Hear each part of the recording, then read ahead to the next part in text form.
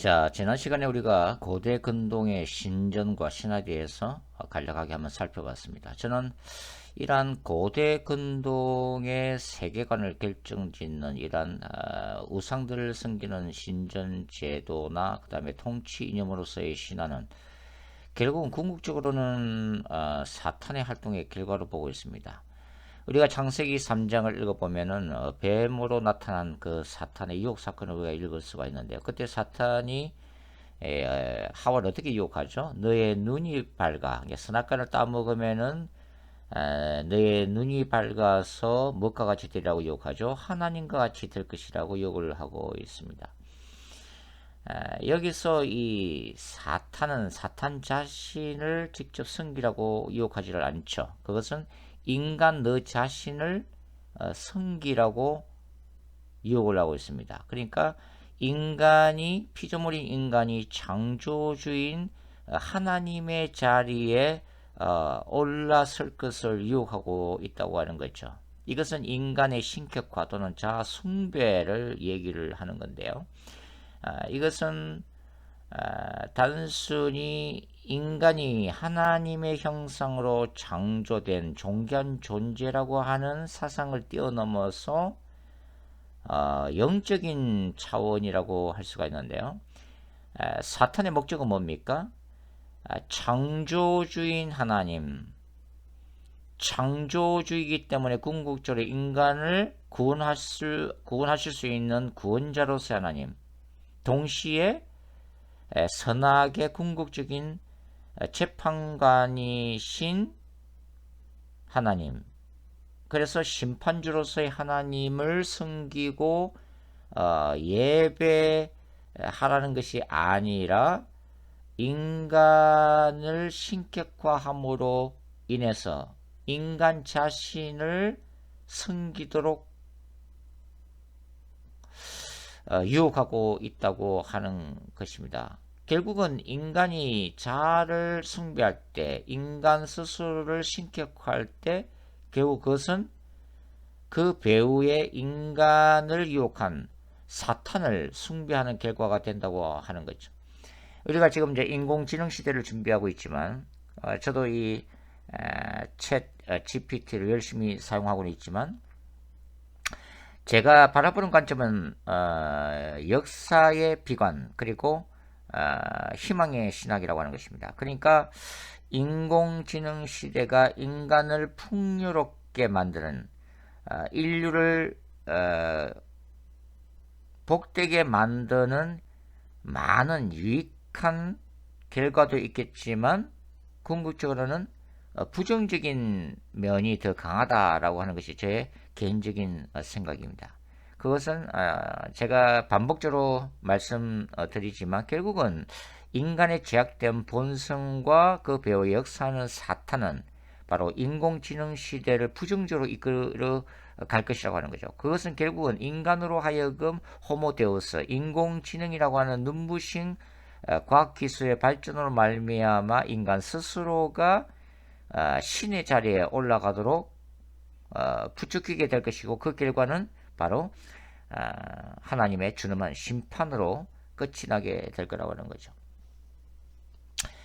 자, 우리가 고대 근동의 신화와 신전에서 우리가 배웠던 게 뭡니까? 바로 왕과 제사장들, 귀족 계층의 정치 권력을 유지하기 위한 하나의 통치 수단으로 개발되었다는 것이 바로 요지였다고 하는 거죠.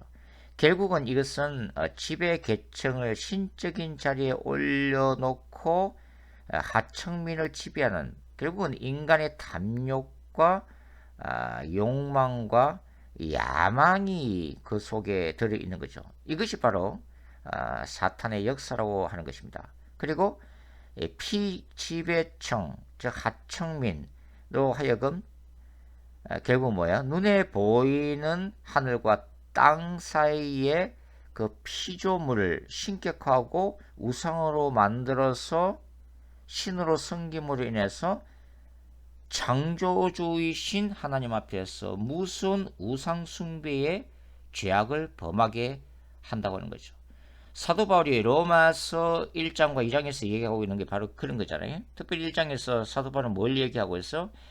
하나님의 영광의 계시 수단으로 주셨던 이 자연 만물을 인간은 타락한 본성으로 인해서 눈에 보이는 우상으로 섬겼다고 얘기를 하고 있는 거죠. 바로 그런 것들이 임박한 예수 그리스도의 재림 앞에서 하나님의 준엄한 심판을 받게 될 거라고 하는 것이 바로 바울의 지적이라고 하는 것입니다. 결국은 인간은 뭡니까? 인간 스스로의 힘과 능력으로 행복을 추구하는 그 과정에서 뭡니까? 이런 고대 근동의 신전제도, 신화, 그리고 점성술이나 주역 사주팔자, 그 다음에 신비주의 마술이나 초혼술, 접신술 등 이 사탄의 능력을 사용하면서까지도 바로 이 행복을 이루고 말겠다고 하는 바로 그런 과정이 바로 인간 역사였다고 하는 거죠. 결국은 이러한 것들은 바로 하나님을 대적하는 결과를 초래하고 있는 것입니다. 고대 근동의 이러한 세계관, 그리고 이 극심한 우상 숭배 문화로 가득 찬 이 고대 근동, 고대 근동의 그 우상화 문화, 바로 그러한 것들을 대적하는 것이 바로 구약의 거룩한 전쟁이었다고 하는 거죠. 이러한 이교도들의 우상숭배는 궁극적으로 뭡니까? 성적 타락과 밀접하게 결합되어 있었고 도덕적인 타락으로 이어졌다고 하는 것입니다. 자, 고대 근동 국가들은 국가 간의 전쟁을 뭐라고 생각했어요? 바로 자기들이 섬기는 신들 사이에서의 전쟁이라고 생각을 했죠. 그리고 그 중심은 바로 신전으로 생각을 했습니다. 고대 근동 국가들은 전쟁전으로 신전을 찾아가서 제사를 신들에게 바치고 축복을 받았습니다. 그리고 전쟁에서 승리한 경우는 신들에게 보답하기 위해서, 왜냐하면 자기가 섬기는 최고신 전쟁신들이 이 다른 국가와의 전쟁에서 승리하도록 역사했다고 이제 믿었던 거죠. 그래서 그 보답하기 위해서 뭐 신전을 새로 건립하기도 하고 바로 신전에서 이제 축제 행사를 벌이기도 했습니다. 이 과정 가운데 바로 인간이 제물로 바쳐지기도 했죠.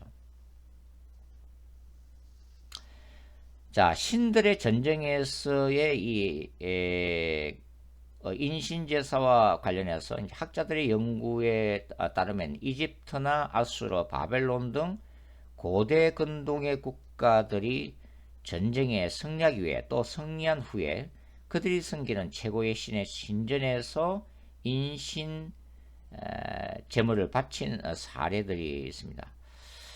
자, 우리 구약 성경에서도 이러한 인신제사의 흔적들을 찾아볼 수가 있는데요. 바로 창세기 22장이죠. 바로 아브라함이 모리아산에서 이삭을 바치는 사건입니다.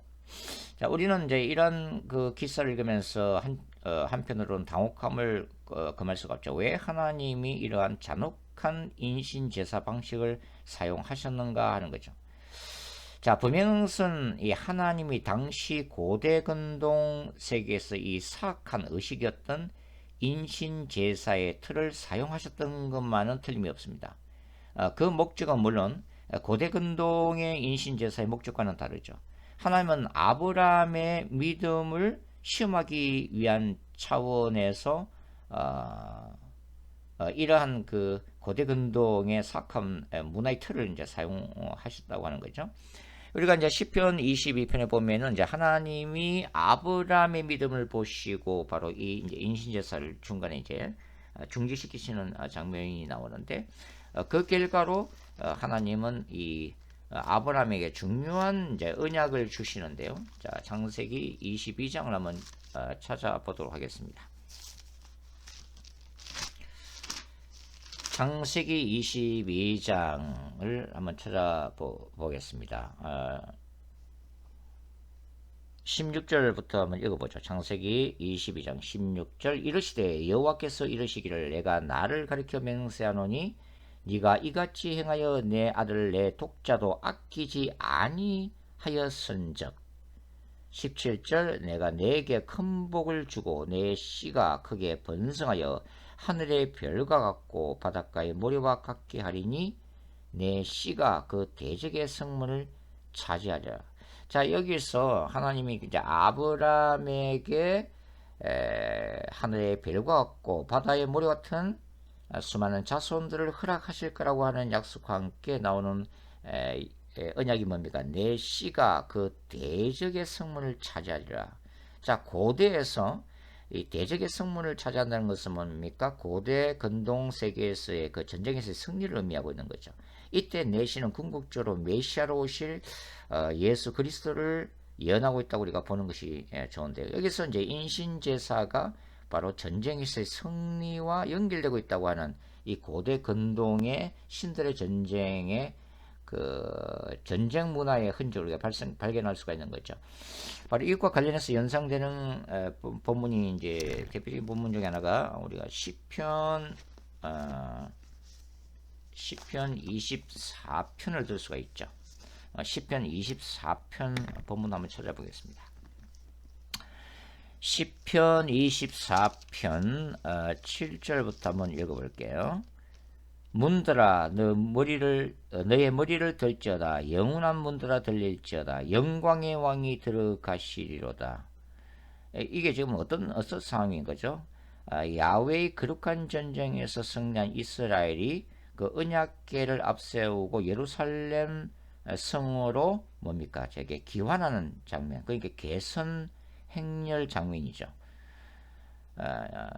8절. 영광의 왕이 누구시냐? 강하고 능한 여호와시오. 전쟁에 능한 여호와시로다. 전쟁에 능하신 야훼를 찬양하는 내용이죠. 문들아 너의 머리를 들지어다. 영원한 문들아 들릴지어다. 영광의 왕이 들어가시로다. 영광의 왕이 누구시냐? 만군의 여호와께서 곧 영광의 왕이시로다.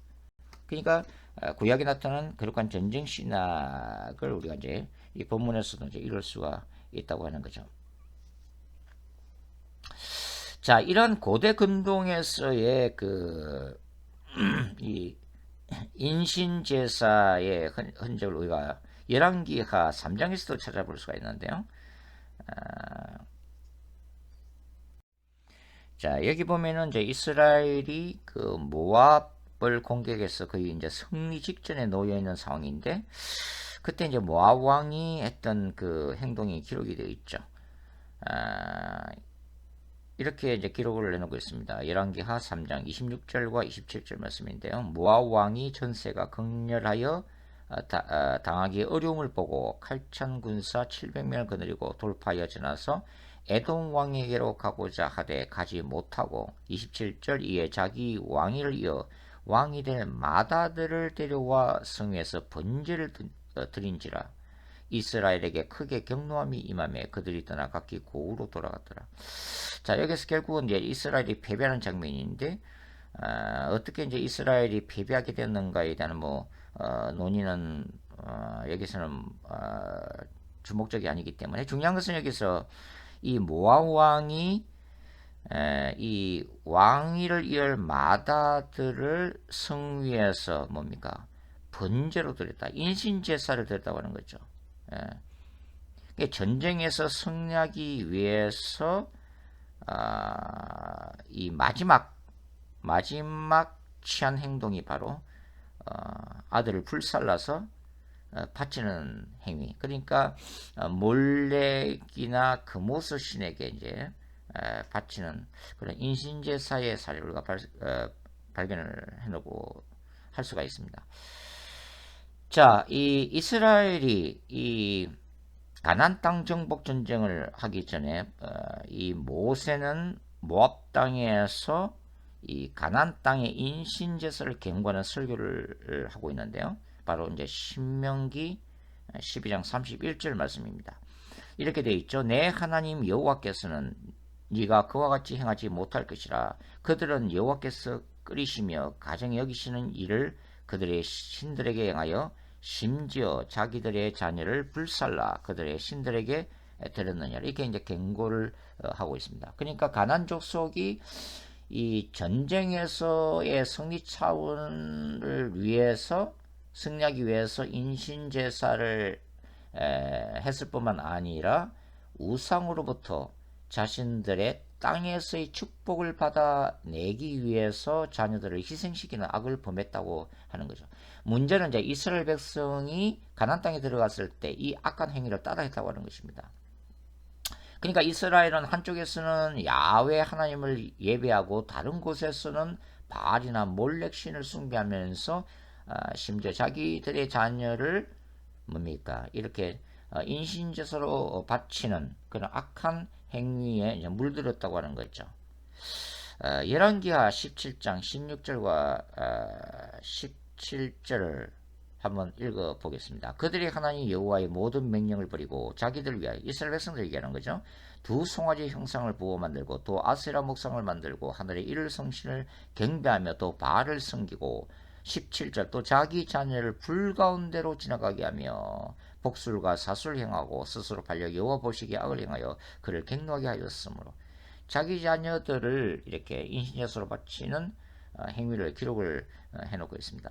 예레미야서도 이제 기록이 되어 있죠. 예레미야서 7장 31절 32절 읽어보겠습니다. 흰놈의 아들 골짜기에 도벳 사당을 건축하고 그들의 자녀들을 불에 살라나니 내가 명령하지 아니하였고 내 마음에 생각하지도 아니한 일이니라.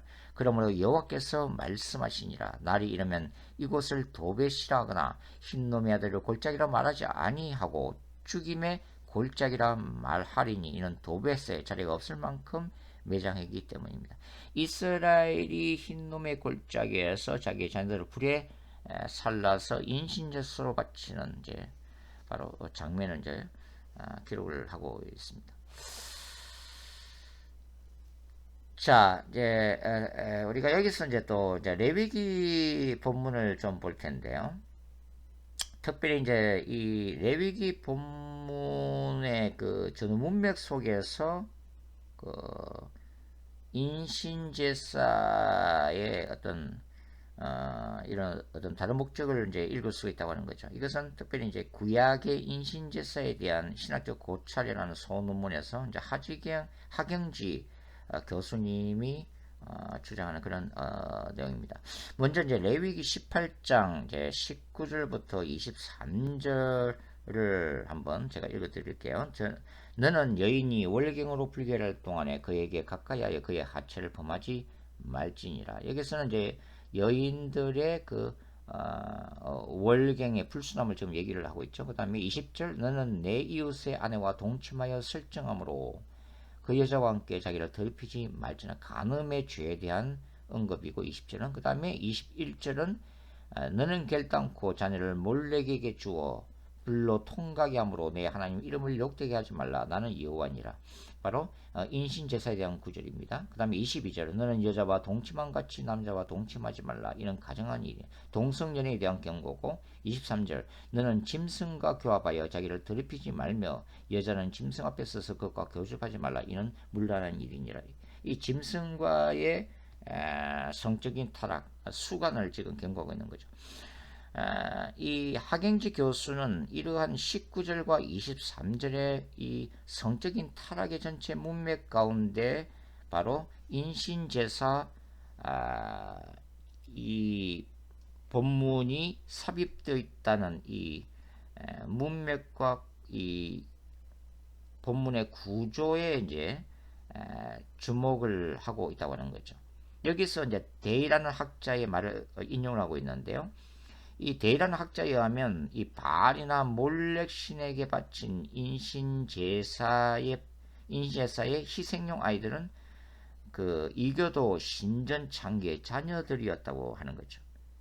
그러니까 이 신전창기들이 뭡니까? 이 신전을 찾은 이 남자들과의 관계에서 난 자녀들을 특별히 이제 이 몰렉신이나 금오서신 또는 바알에게 인신 제물로 바쳤다고 하는 거죠. 그 다음에 이 인신 제사가 점술과 관련됐을 가능성을 학연지 교수가 이제 언급하고 있는데요. 바로 레위기 20장 5절과 6절의 구절입니다. 제가 읽어드릴게요. 내가 그 사람과 그의 건속에게 진노하여 그와 그를 본받아 몰렉을 엄난하게 섬기는 모든 사람을 그들의 백성 중에서 끊으리라. 자, 여기서 이 몰렉을 엄난하게 섬기는 모든 사람이라는 구절이 등장하죠. 이게 몰렉에게 인신 제사를 바쳤던 사람들이 몰렉을 엄난하게 섬겼다 이렇게 표현을 하고 있죠. 그 다음에 이제 6절을 제가 읽어드리겠습니다.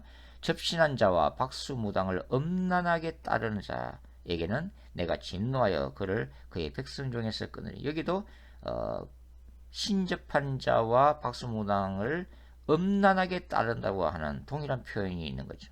그러니까 몰렉을 엄난하게 섬기는 것과 그 다음에 박수무당을 엄난하게 따르는 것들이 동일한 의미를 가지고 있다. 그래서 이 인신제사가 이 아이를 불 가운데 통과하는 그런 어떤 인신제사의 목적 중에 하나가 바로 이 어떤 박수무당들의 점술과 관련이 있지 않는가라고 하는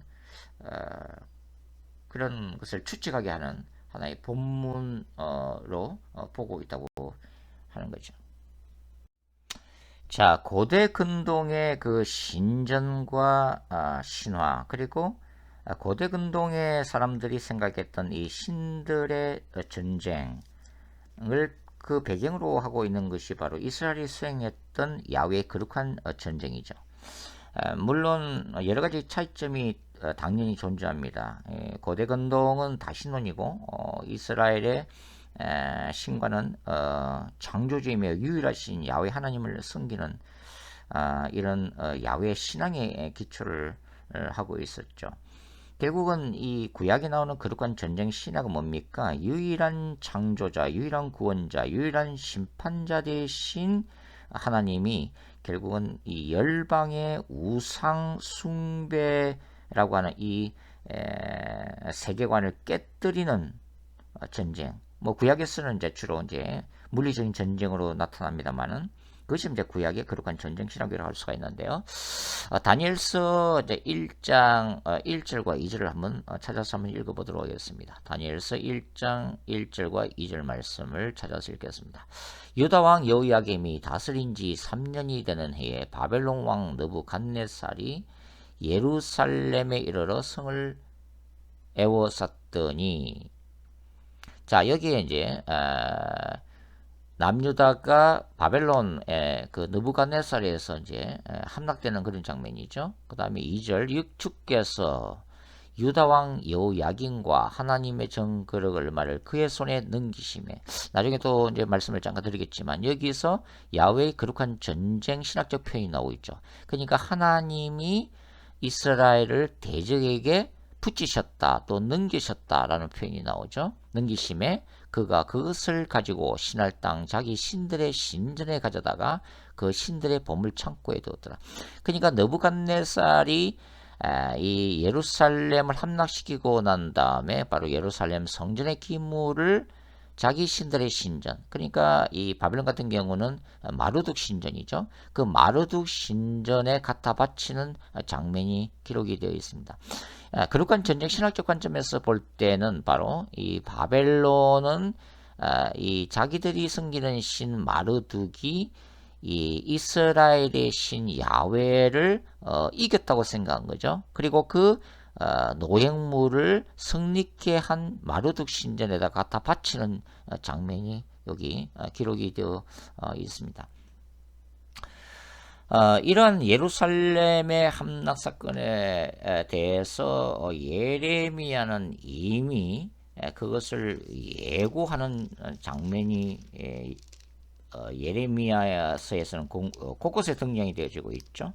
한 군데만 한번 찾아볼 텐데요. 예레미야 4장 4장 23절부터 한번 찾아서 읽어보겠습니다. 보라 내가 땅을 본즉 혼돈하고 공하며 하늘에는 빛이 없으며 내가 산들을 본즉 다 진동하며 작은 산들도 요동하여 내가 본즉 사람이 없으며 공중의 새가 다 날아갔으며 보라 내가 본즉 좋은 땅이 황무지가 되었으며 그 모든 성읍이 여호와의 앞 그의 맹렬한 진노 앞에 무너졌으니 자 예루살렘이 함락되고 성전이 불탄 사건을 바로 예레미야는 바로 남유다가 범했던 우상 숭배에 대한 이 야훼의 거룩한 전쟁, 즉 종말론적인 심판으로 보고 있는 거죠. 27절 여호와께서 이와 같이 말씀하시길 이 온전한 땅이 황폐할 것이나 내가 진멸하지는 아니할 것이로되 이로 말미암아 땅이 슬퍼할 것이며 위에 하늘이 어두울 것이라 내가 이미 말하였으며 작정하였고 후회하지 아니하였은즉 또한 거기서 돌이키지 아니하리라 하셨음이로다. 그러니까 예레미야는 이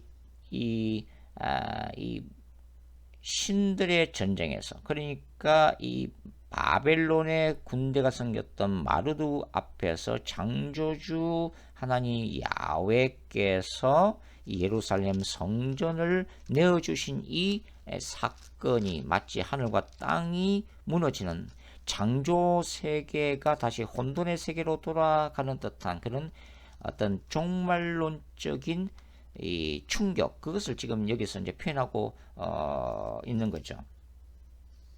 그만큼 이 예루살렘 이 성전이 함락되는 이 사건은 당시 유대인들에게는 이 종말론적인 사건, 야훼께서 바벨론의 신 마르두에게 무릎 꿇는 사건으로 받아들여진 거죠. 물론 이 열방을 다스리시는 하나님이 뭡니까? 그분의 거룩한 전쟁에서 이스라엘의 죄 때문에 이스라엘을 바벨론에게 넘겨주시는 사건이긴 하지만 그렇게 이제 느꼈다고 하는 것입니다.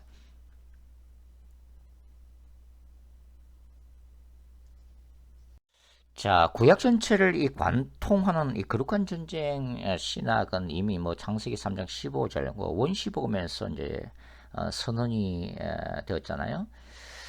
그러니까 여자의 후손이 바로 뱀의 후손 사탄을 십자가 사건을 통해서 깨뜨릴 것이라고 하는 바로 이 거룩한 전쟁 선언이 창세기 3장 15절인데 구체적인 이 거룩한 전쟁 신학의 본문들은 사실 이제 출애굽기 이제 14장과 15장에서 두드러지고 있다고 하는 거죠. 바로 홍해 사건을 배경으로 해서 거룩한 전쟁 신학이 이제 드러나고 있는 장면이죠. 출애굽기 이제 14장을 보시면은 이 모세가 이 홍해 바다 앞에서 이스라엘 백성들에게 뭐라고 얘기해요? 출애굽기 14장에서 13장과 13절과 14절 읽어보겠습니다. 모세가 백성이 이르되 너희는 두려워하지 말고 가만히 있어서 여호와께서 오늘 너희를 위하여 행하시는 구원을 보라. 그러면서 뭐라고 그래요? 너희가 오늘 본 애굽 백 사람을 영원히 다시 보지 아니하리라. 여호와께서 너희를 위하여 싸우시리니 바로 이스라엘 위해서 전쟁하시는 하나님 God at war 바로 거룩한 전쟁 신학이죠. 너희는 가만히 있을지니라. 자, 실제적으로 이제 홍해 이 바닷물이 이제 애국 군대를 수장시킬 때에 여기에 애국 군사들이 뭐라고 그래요? 14장 25절 보면은 그들의 병기바퀴를 벗겨서 달리기가 어렵게 하시니 애국 사람들이 이르되 이스라엘 앞에서 뭐라고 그래요? 우리가 도망하자. 여호와가 그들을 원하여 이스라엘 위하여 싸워 애굽 사람을 치는도다. 바로 여기가 이제 고대 근동의 신들의 전쟁 개념이 애굽 군대를 통해서 표현되고 있는 거죠. 그러니까 이집트 군사들이 생각에 바로 자기들이 섬기는 최고의 신이 이스라엘의 전쟁 신이며 이스라엘의 민족 신인 이 야훼에게 패배하고 있는 그런 부분이죠. 이집트 군대가 생각에 바로 야훼 신은 뭡니까? 사막의 신이고 전쟁의 신인데 이스라엘이 섬기는 민족신으로 이제 생각하고 있었던 거죠. 출애굽기 이제 15장에서 이 홍해바다 사건, 이 홍해바다에서 승리한 모세와 이스라엘이 승리케 하신 하나님을 찬양하는 내용에서 이 모세와 이스라엘은 야훼를 어떻게 이제 고백하고 있어요? 15장 3절 보시면 여호와는 용사시니 여호와는 그의 이름이시로다. Man of war, 전쟁의 사람, 바로 용사이며 전사이신 야훼를 고백하고 있는 그런 장면입니다. 자, 이 구약의 거룩한 전쟁 신학을 박사 논문으로 연구했던 분이 이제 윤용진 교수님이죠. 윤용진 교수님의 박사 논문의 원래 제목은 여호와 전쟁의 이중성인데요. 책으로 이 도서출판 그리심사에서 출판할 때는 여호와의 전쟁 신학이라는 이름으로 출판이 되었습니다. 이 박사 논문에서 이 윤영진 교수님은 이 야훼의 거룩한 전쟁의 이중성을 단적으로 이렇게 설명을 하고 있죠. 그것은 뭐냐면 For Israel against the enemy, 이 대적을 치시는 야훼의 거룩한 전쟁, 그 이스라엘 위해서 싸우시는 하나님의 전쟁은 승리의 신학이라고 표현하고 있고, 반대로 이스라엘이 하나님께 불순종하고 우상 숭배의 죄를 범할 때는 거꾸로 이스라엘은 야훼의 거룩한 전쟁의 대상이 되어서 징벌을 받고 있다, 그렇게 표현하고 있죠. Against Israel through enemy죠. 그러니까 이 승리의 신학의 대표적인 사건은 바로 출애굽 사건이고, 징벌의 신학의 대표적인 사건은 바벨론 포로 사건으로 그렇게 보고 있습니다. 이런 거룩한 전쟁 신학은 여호수아에 관한 정복 전쟁, 그리고 사사들의 전쟁과 왕정 시대의 전쟁에서 바로 헤렘 사상을 통해서, 그리고 대적을, 하나님의 대적을 이스라엘에게 넘겨주심 또는 붙여주심이라고 하는 용어를 통해서 빈번하게 등장이 되어지고 있죠. 그리고 이 다윗의 전쟁에서도 이 거룩한 전쟁 신학이 전승되는 그 흔적을 읽을 수가 있는데요. 바로 예를 들면 사무엘상 17장에서 이 골리앗과의 싸움에서 이 목동인 다윗이 어떻게 고백하고 있나요? 여기 한번 찾아보도록 하겠습니다. 사무엘상 17장 45절부터 한번 찾아보겠습니다. 사무엘상 17장 45절. 다윗이 블레셋 사람에게 이르되 너는 칼과 창과 단창으로 내게 오거니와 나는 만군의 여호와 이름 곧 네가 모욕하는 이스라엘 군대 하나님 이름으로 내게 나아가노라. 바로 거룩한 전쟁 신학 개념이죠. 이스라엘 군대 하나님의 이름. 46절. 오늘 여호와께서 너를 내 손에 어떻게 하시리니 넘기시리니. 이게 이제 거룩한 전쟁 신학적인 표현이죠. 내가 너를 쳐서 내 목을 베고 블레셋 군대의 시체를 오늘 공중에 세워 땅에 덜짐승해 주어 온 땅으로 이스라엘의 하나님이 계신 줄을 알게 하겠고. 47절. 또 여호와의 구원하심이 칼과 창에 있지 아니함을 이 무리에게 알게 하리라. 전쟁은 누구에 속했다? 여호와께 속한 것인즉 그가 너희를 우리 손에 넘기시리라. 전쟁은 여호와께 속했다. 그러니까 이스라엘의 군사력에 있지 않고 바로 적극적으로 개입하셔서 기사와 표적을 통해서 승리케 하시는 바로 거룩한 전쟁의 이 본질을 바로 다윗의 입을 통해서 잘 설명하고 있는 그런 구절이죠. 그러니까 이러한 거룩한 전쟁 신학 또는 거룩한 전쟁 신앙이 바로 이스라엘 가운데 대대로 전승되었음을 우리가 알 수 있는 그런 대목이라고 할 수 있습니다. 자, 이러한 그 구약에서의 거룩한 전쟁 신학은 단지 물리적인 전쟁 차원에서만 이루어진 게 아니죠. 이 그 구약적인 거룩한 전쟁은 이제 그 예언서를 통해서, 즉 예언자들을 통해서도 선포가 되어지고 있는데요. 그때 이 야훼의 거룩한 전쟁은 주로 그 이스라엘의 불순종과 이스라엘이 범했던 이 우상 숭배에 대한 이 야훼의 심판 표현을 통해서 드러나게 됩니다. 특별히 이 예언서 12소선지서에 등장하는 여호와의 날이라고 하는 표현에서 이 구약적인 거룩한 전쟁 신학이 두드러지고 있는 거죠. 그것은 야훼의 날을 통한 이중성이죠. 그것은 뭐냐면은 이스라엘을 심판하신과 동시에 궁극적으로 대적으로부터 이스라엘을 구원하시겠다고 하는 이 이중성이 동시에 드러나고 있다고 하는 것입니다.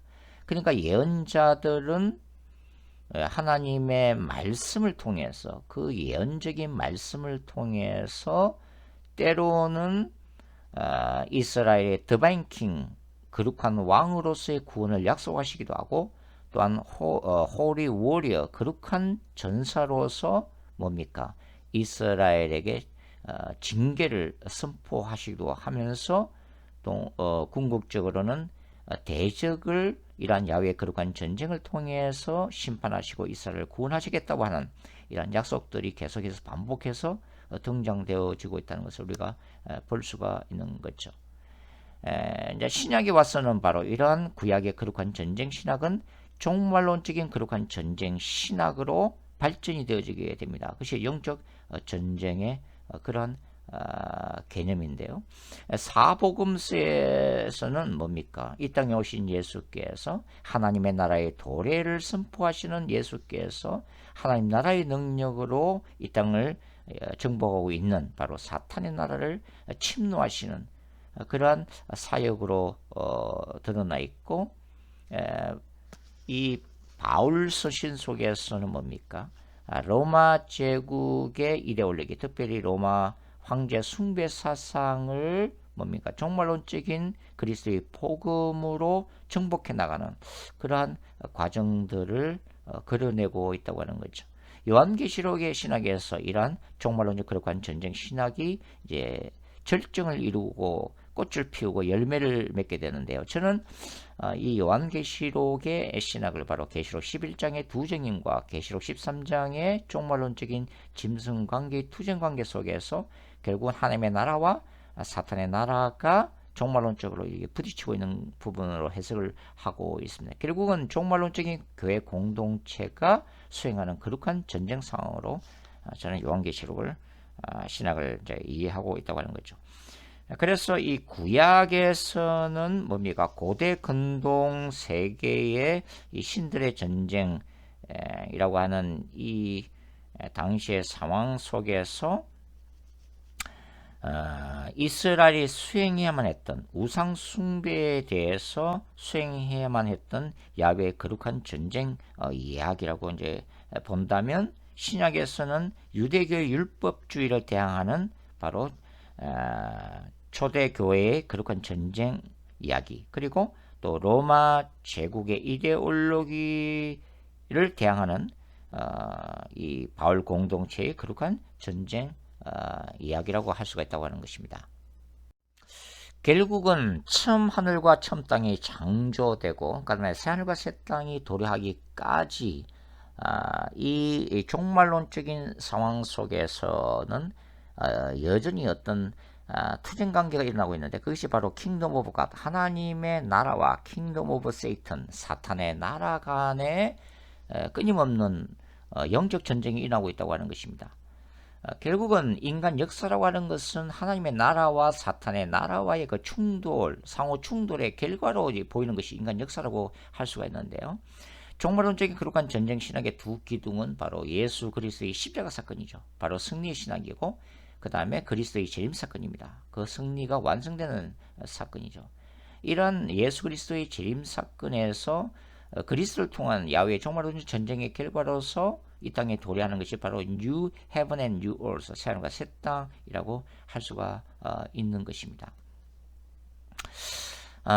오늘은 여기까지 이렇게 하도록 하겠는데요. 결국은 이 구약에 나타나는 거룩한 전쟁 신학, 그리고 신약에서 두드러지는 종말론적인 거룩한 전쟁 신학은 창세기로부터 요한계시록의 전체 본문들 가운데서 우리가 하나 일관성을 가지고 읽어낼 수가 있는 그런 신학인데요. 저는 이 마지막 때를 살아가는 이 종말론적인 교회 공동체가 붙들어야 될 중요한 핵심적인 신학을 바로 종말론적인 거룩한 전쟁 신학으로 보고 있습니다. 다음 기회에 좀 더 세부적으로 바로 물론 창세기부터 요한계시록 전체 본문을 다 다뤄야 되겠지만 다음에 한번 이 종말론적인 거룩한 전쟁 신학을 좀 이 신약 본문을 통해서 공부할 수 있는 그런 기회를 한번 가져보도록 하겠습니다. 자, 오늘도 긴 시간 수고하셨습니다. 감사합니다.